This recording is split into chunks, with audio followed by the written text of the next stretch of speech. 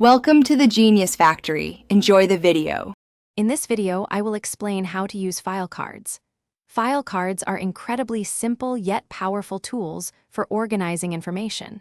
They help you break down complex topics into manageable pieces, making learning and recall much easier. Think of them as miniature canvases for your thoughts, allowing you to capture and arrange key details with precision. We will explore their fundamental structure and purpose.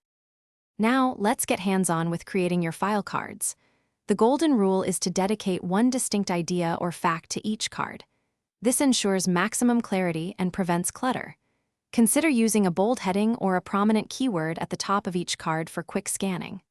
Once created, organize your cards logically, perhaps by subject, date, or even alphabetically, to build a system that works for you. File cards shine in many practical applications. For students, they are perfect for summarizing lecture notes or memorizing vocabulary, with one concept per card. Professionals can use them to outline presentations, ensuring a smooth flow of ideas.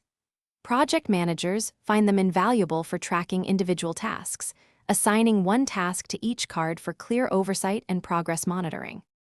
To truly maximize the utility of your file cards, consider a few advanced tips. Color coding can visually separate categories, making information retrieval even faster. Always strive for conciseness. Use bullet points or short, impactful phrases rather than lengthy paragraphs. Finally, make it a habit to regularly review and update your cards, ensuring your information remains current and accurate for long-term benefit. Thanks for watching. If you found this helpful, don't forget to like and subscribe.